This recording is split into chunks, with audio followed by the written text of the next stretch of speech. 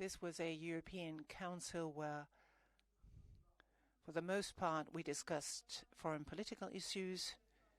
Yesterday, we started with a meeting with the UN Secretary General, and we discussed multilateral issues, geopolitical priorities such as Libya, for example, but also Afghanistan for the first time since the 17th of March 2003, so almost 20 years. This was the first meeting with the UN Secretary General in the European Council. At the last time it was Kofi Annan. There was overwhelming agreement between the General Secretary and the members of the European Council, and we made it very clear that in all areas, be it combating the pandemic, be it issues of war and peace, but also achieving Agenda 2030, we will lend our wholehearted support to the United Nations and will continue to do so resolutely. We then looked at the various aspects of combating the pandemic. I would like to use this opportunity to yet again underline that in view of the increase and the wider spread of the Delta variant, which becomes even more dominant also in our country, we can unfortunately not say that we are already at the end of the pandemic or going towards the end of the pandemic. We have progress due to the vaccination campaigns, similarly in all member countries, but we also see in the United Kingdom, in Israel, that actually we're much further in vaccination. We do see an increase in incidences. We also see an increase in hospitalization that seems to be on the increase with this particular variant. We also know that we have very few children who have been vaccinated, simply also because we don't have enough vaccines. So I can only yet again underline, as the head of RKE did this today, wear masks when inside buildings, don't give up distancing, because we have to. These are the first measures we need to take in order to avoid any further spread of the pandemic again and the rise of a fourth wave. Obviously, we will then later on have to contemplate maybe further measures. We also discussed today the EU vaccination certificate. I think that is a true success story. We dealt, as I said, with the virus variants and also spoke about more coordination, and I hope that this will be actually implemented. And we also looked at what happens to those vaccines for which we do not have approval of EMA. Here we asked the Commission to proceed in a coordinated manner and table a proposal to this effect so that we can actually implement this in the single market. Next point. Yesterday in the afternoon, we discussed migration, particularly the external dimension of this matter. The Commission is going to table agreement with individual countries of origin in order to very specifically address the countries of origin and transit, come to agreements with that in order to curb illegal migration and also limit the activities of traffickers. Against this background, obviously, Turkey played a role. The issue of Turkey, there have been a number of talks with Turkey.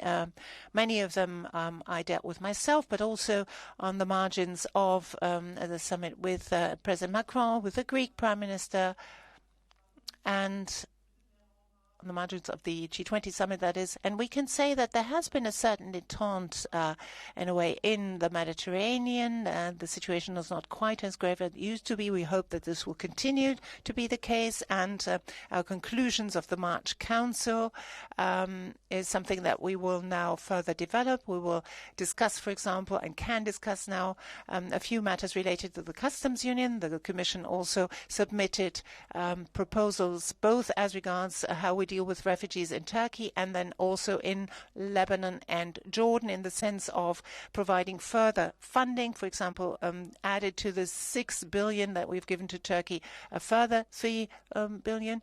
The Commission is going to table that. There is no paper as yet, but they are going to table this. And we have, after all, we will continue to deal with the relationship EU and Turkey later on. We then had a very serious discussion and a very profound one with the Hungarian Prime Minister Viktor Orban in view of the latest legislation adopted there. We had also 16 heads of state and government, myself included, pointed out that respect and tolerance for each and everyone is at the very core of the values we share in the European Union. And we also made it very clear in this discussion where we feel it is simply not acceptable to block access of people who are homosexual to help, to support, and that it cannot be that criminal acts such as pedophilia are judged by the same yardstick as, for example, sexual awareness programs in schools for pupils. I think that this was a very important point in our discussion, because I cannot remember that we've ever had a profound debate about our values as this one. Obviously, the Commission will also now look at whether this is in line what Hungary adopted with the treaties. We've mandated it to do that. Obviously, this was not a harmonious debate. It was actually quite a controversial one, and a lively one at that. And then there was a longer discussion yesterday night on how we deal with Russia, our relationship with Russia. Here, too, it was a very honest debate. Germany and France went beyond the proposals that were welcomed by all and that Josep Borrell tabled, made further proposals. Some of them were accepted by the others and adopted by the others. For example, the fact that we need increasing additional mechanisms. For example, how can we coordinate if there are attacks against member states by Russia? Because this is not about us not labeling conflicts when there are conflicts and when they exist. But what this is about is that how can we discuss, how can we deal with those conflicts that some member states have, perhaps more than others, and how we can best solve them together with a coordinated and concerted effort. So also steps to further possibilities of sanctions is something that we discussed. And then there was a longish debate about how can these differences that we have with the Russian president be expressed properly. You know that the American president, Joe Biden, at the very beginning of his term of office already had a meeting with Russia's president. They agreed on an agenda that deals with those controversial issues. And I think that if we look at the realities of the day, we need to find formats where the European Union, too, talks to Russia. I am aware of 2014 and what we agreed on then, but obviously we've had contacts over the past few years, ever since, and yesterday we were not able to agree on a meeting at the highest level, heads of state and government, that is, with the Russian President Vladimir Putin, but we discuss formats, preconditions. We continue to talk about that for making such a meeting possible, and we will also come back to this in our council meetings that we shall have in the future. I would like to say also I don't see these talks, these ideas of talks with the Russian presidency as giving sort of in a way him any kind of reward or not reward. But I would like to remind all of us that even during the Cold War, there has always been dialogue and channels of communication open. And I think it's better if the whole of our member states and the Commission and the Council presidency has a channel of communication open, together, that is, with Russia, instead of individual countries going it alone. Because we would like to have, after all, a coordinated and concerted view that is expressed towards Russia. And to a very broad extent, this is in existence already. Now, we also talked about other foreign policy issues, Belarus, Sahel, Ethiopia, the question of cyber attacks. And this morning, the Council was dealing primarily with economic recovery and the inclusive format of a Eurozone summit. The chairman of the Eurozone was present, also the presidency of the president of the ECB, and they briefed us. We can safely say, I think, that we've been able, because we acted courageously and boldly, we've come through this crisis quite well. We've provided funding. We actually decided fairly quickly, if I think of the own resources result, a decision as regards Next Generation EU. And all of that has helped us to be able to say now that the prospects are somewhat better. We will come probably to a much better recovery than anticipated. So we come back more quickly to the situation we started off before the pandemic.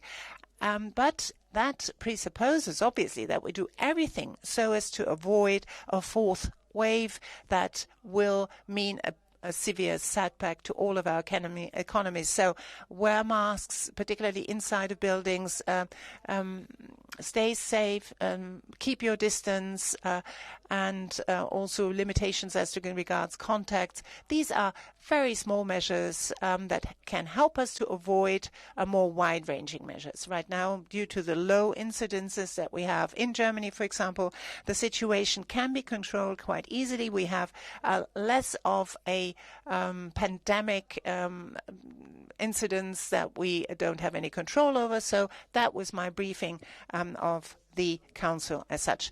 First question by Anne Geninek from ZDF.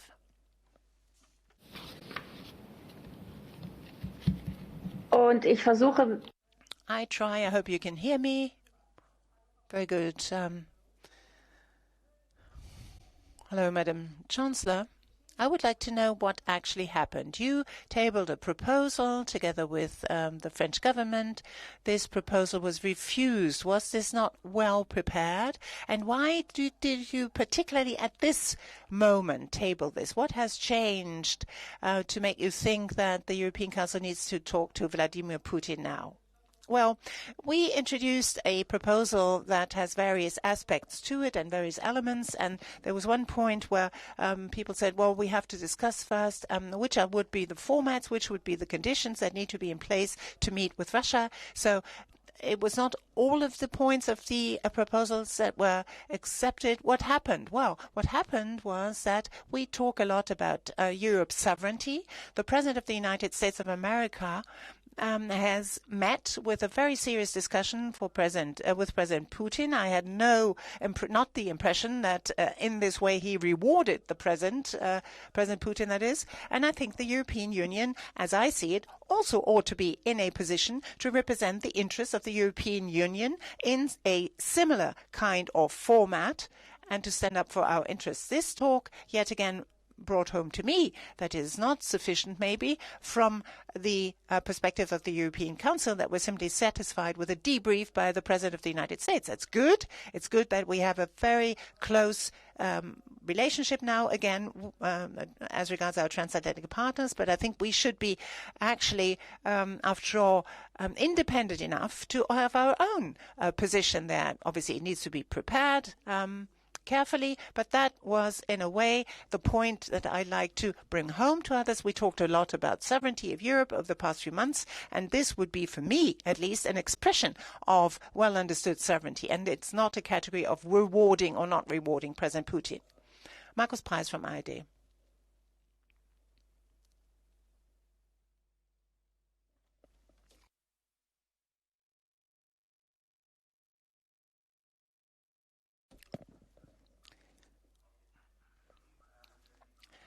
I'd like to take up where Antje Geninek left off. Do you have the feeling that this was perhaps not well prepared, and that the fact that there will not be such a summit meeting at the highest level means that it's going to take much, much more time until this happens? Because there was a lot of refusal, apparently, among member states. And on Hungary, we hear and also when Mark Rutte addressed us during his doorstep, there was an offer to Hungary to leave the Union.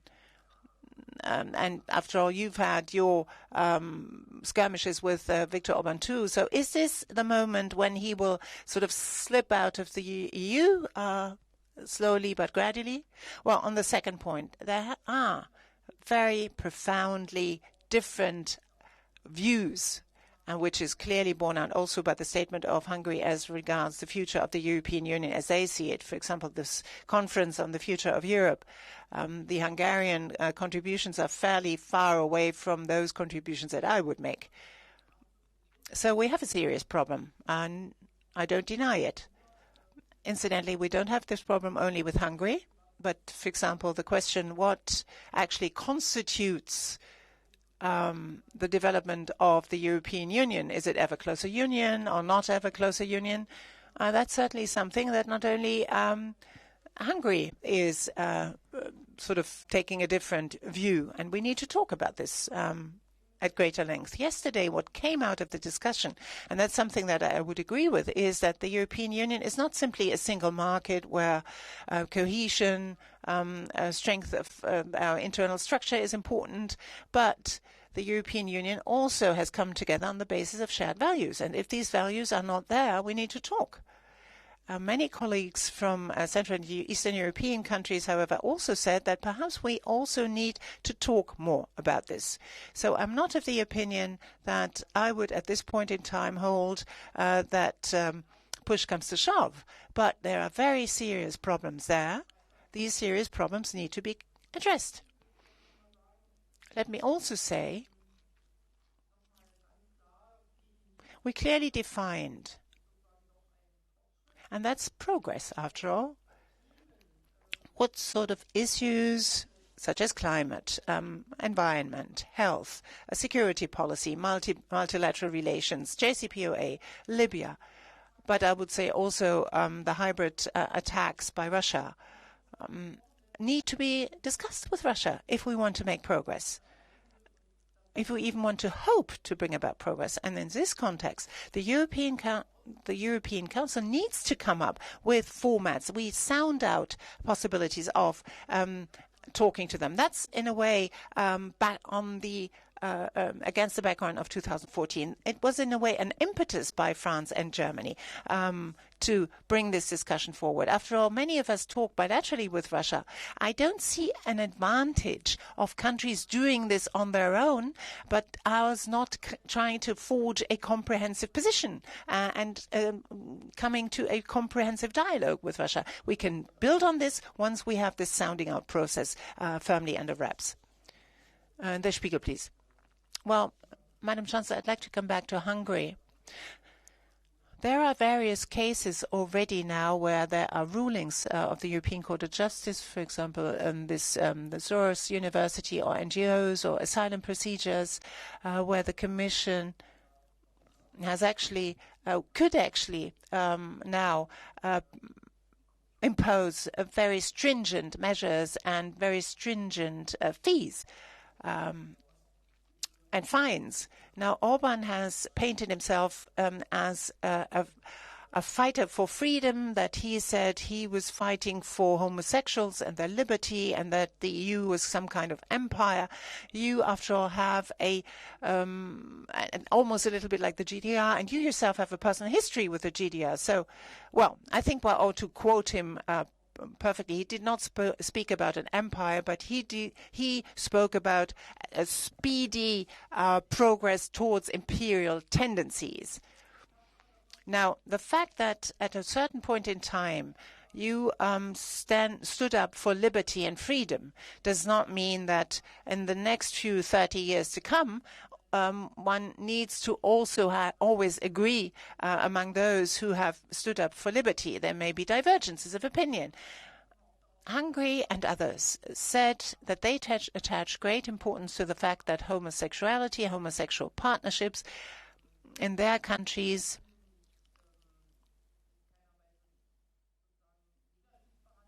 are not in any way treated in a negative way. They are treated the same, But what they were after was what is the right of parents to educate minors also outside of the family home. And I said, of course, it is the right of parents to educate their children and raise their children. But if a young person is in difficulty, in personal difficulty, in a quandary, not only as regards sexuality, sexual orientation, may well be also violence within the family, then you do impose limits, do you not, on the rights of parents? There is also a responsibility of the state at stake here. And if this is not possible, if somebody has difficulties to talk to others, maybe possible supporters outside of the family home, then as I see it, it is something that where we say we need to also respect the dignity of a child and the rights of a child. So that's a very, very delicate area where I, for example, have a totally different view than that that is expressed in the current Hungarian legislation. And the Commission, to add that, the Commission, I have no criticism as regards the action of the Commission. Alexander von Hamen, Deutsche Welle.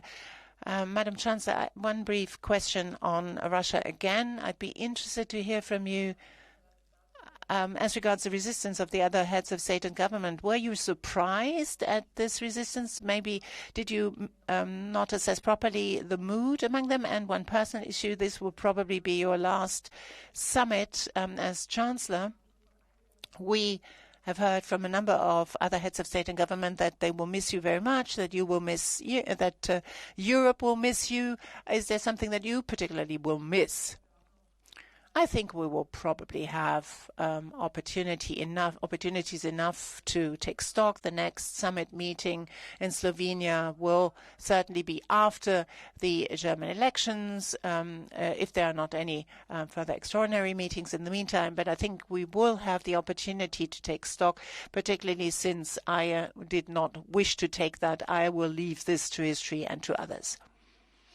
The question whether I was surprised by the sheer, well, let's put it that way, liveliness of the discussion, well, and resistance, well, that there are differences of opinion is something that I was well aware of. Obviously, some see matters rather differently. Whether we talk of the Russian president or others talk, or the American president talks to the Russian president, he too did not reward the Russian president for good behavior by having this dialogue. This is something that saddens me because it shows that we among ourselves do not as yet have the amount of trust that is needed in order to know, in spite of good discussions we had about Russia, that we stand up with self-confidence and with a clear-cut view. We need to work on this. And I think it's well worth our while to set out on this uphill battle, that the Russian president is not an easy partner is totally clear to all of us. And I must say that everything we see, the sort of influence that they are trying to make, the sort of cyber attacks, the sort of misinformation campaigns. Each and every member state has by now their own story to tell about this. It will not be such a friendly discussion, certainly not. But we have to, in some way, also find a modus operandi, how we deal with them. I mean, I have to do this when we're in the Normandy format, for example. Otherwise, there will be no progress to speak of. I would like to enlist the support of my partners for this, but we still have time. I tried to describe to you what sort of way forward we think would be useful, so it was a good and helpful discussion. Anna Devs from Bloomberg.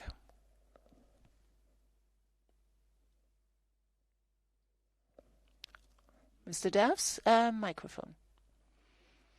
Now? Very good. Sorry. Let me come back to the question of the Delta variant. We heard that yesterday there was very clear criticism by countries, for example, such as Greece, that obviously depend quite a lot on tourism. These countries, at least in part, apparently are not as stringent with controls. They allow tourists from virus variant areas, from third countries as well, where vaccines are used that are not authorized by EMA. So should that continue to be the case, would you then advocate for internal border controls internally against such member states? So in order to stop a further spread of this variant. No, border controls were not part of our discussion. I talked to the Greek Prime Minister, who assured me that should new vaccines be available and should, for example, tourists actually travel to Greece that have been vaccinated by Sputnik, there would be further controls in place. It's not about further spread to prevent this completely. It's just about the speed. We also have to ask ourselves, what about the vaccination campaign? We know that with the Delta variant, it's absolutely essential for people to be doubly vaccinated. I can only tell people, appeal to them yet again to take the second vaccination as seriously as the first one, because only if you have this double vaccination you will have an effective protection against these variants. So any discussion about sensitivity is very important. Whether we can be satisfied with what we achieved so far, whether we need to address this again, I'm not totally sure, but I said very clearly, if we look at the sheer economic costs we have and could have, should there be a fourth variant due to the Delta variant and due to the fact that our vaccination campaigns do not progress as we wish, the pandemic is not over, then, we have to bear this in mind at least. After all, this pandemic has been characterized by a succession of different mutations of variants, so we need to keep numbers down. We need to progress in our vaccination campaigns. We have to be careful. Last question, Andreas Rinke from Reuters.